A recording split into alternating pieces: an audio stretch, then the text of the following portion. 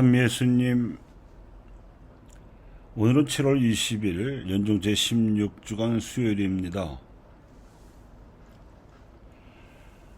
하느님께서는 민족들의 예언자로 예레미야를 세우셨고, 예수님께서는 씨 뿌리는 사람의 이야기로 하느님 나라의 비유를 설명하셨습니다.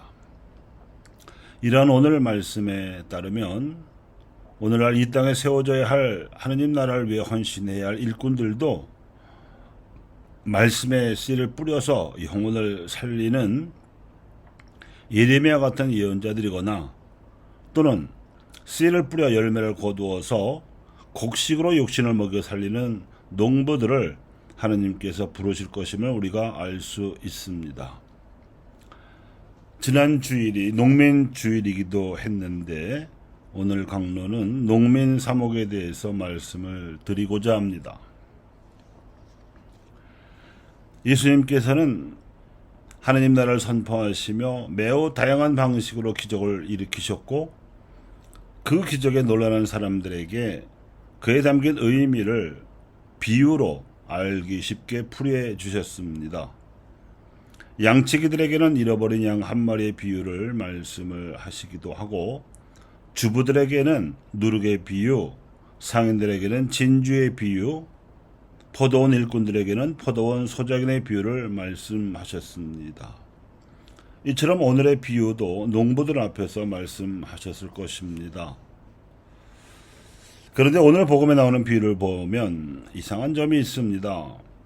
무릇 밭농사를 시작하자면 먼저 밭을 갈고 돌을 골라낸 다음 퇴비도 주어서 씨앗이 뿌리를 내리기 좋은 상태로 만들어 놓고 나서 그 좋은 땅에 씨를 뿌리는 법인데, 길바닥이나 돌밭이나 가시덤불 속에도 씨를 뿌렸다는 것입니다.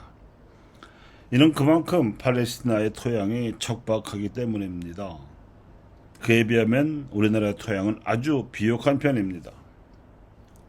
그 비옥한 땅에서 반만년 동안 우리 민족은 농사를 지어왔고, 농업은 천하의 으뜸, 즉 농자 천하지 대본이라고 불리었습니다. 그런데 이 땅의 농민은 권력층과 부유층과 지식층 등 강자들에 의해서 수탈과 억압의 대상이 되어 왔습니다. 조선시대 말기까지는 양반 관료와 지주들로부터, 일제시대에는 토지조사 사업 등 온갖 빌미로 수탈당하여 대다수 농민은 땅과 소출을 빼앗기고 소작농으로 전락하거나 고향을 등지게 되었습니다. 해방 이후에도 불완전한 농지개혁과 국내외 독점 자본에 의한 저고가 정책으로 희생을 강요당해왔습니다. 그래야 농민은 경제적 빈곤과 사회적 천대, 그리고 정치와 교육과 보건 등에서 소외를 받아서 식량 생산자로서의 긍지를 느끼거나 보람을 누릴 수 없었습니다. 그 원인은 단 하나, 농민들은 힘없는 약자들이었기 때문입니다. 예수님 당시에도 농민들은 로마 식민 통치로 인한 수탈을 당하면서 또 동족 안에서 가진 자, 배운 자, 힘센 자들의 횡포에 시달리는 약자였습니다.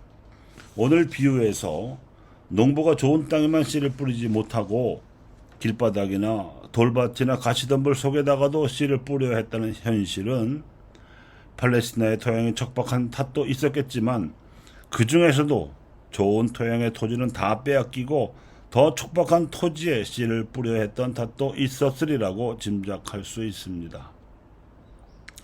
당시 이스라엘 사회는 북쪽에 위치한 갈릴레아 지방은 호수를 끼고 이즈라엘 평야라는 비옥한 토지가 있었던 반면에, 남쪽에 위치한 유다 지방은 산악과 광야 지향이어서 농사를 짓기 어려웠지만 권력이 유다 예루살렘에 몰려 있었던 까닭에 갈릴레아 사람들은 유다 예루살렘의 지배를 받았습니다. 일종의 내부 식민지였던 셈입니다.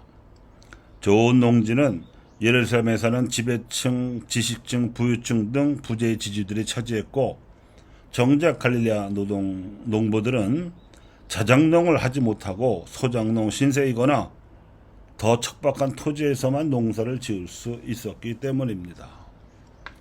그런 상황에서 예수님께서는 가난하고 억눌린 사람들, 주로 농사를 짓던 농민들에게 하느님 나라를 선포하셨습니다.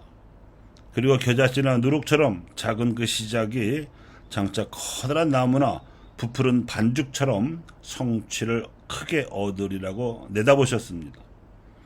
그리고 그들로부터 소유욕과 지배욕을 버리고 나눔과 섬김의 삶을 살아감으로써 그들을 괴롭히던 자들보다 더 정의로울 것을 요청하셨습니다.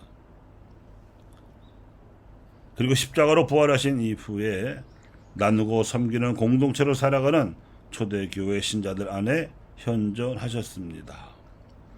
이 현존을 믿는 한국의 농민 사목자들은 농촌에서 뿐만 아니라 도시에서도 농민 사목에서처럼 구체적인 삶의 조건을 반영한 작은 현장 공동체가 뿌리 내려야 함을 호소합니다. 이러한 공동체들이 성장하고 확산하며 연대하는 것이야말로 예수님께서 시작하신 나눔과 섬김의 하느님 나라가 참 모습을 드러내는 것이기 때문이라는 것입니다. 한국 교회의 모태는 농촌 공소였습니다. 우리 신앙 선조들은 가혹한 박해 속에서도 정처 없는 피난길에서도 교우촌을 이루고 복음을 살았습니다. 한국 교회 200년 역사의 반 이상은 현장 교회인 농촌 공소, 즉 농촌 신앙생활 공동체로 살았던 것입니다. 그런데 60년대 이래 급격한 산업화, 도시화, 이농화의 물결이 밀어닥쳐서 농촌과 농민의 소외가 심화되면서 농촌 공소 역시 침체와 소멸의 늪으로 빠져들게 되었고 교회마저 도시화와 대형화와 물량화 추세에 편승해 왔습니다.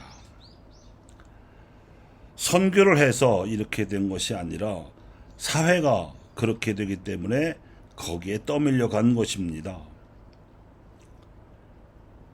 하지만 전체 농민이 도태에 빠져드는데 농촌 공소만 활성화될 수 있는 묘안은 따로 없습니다.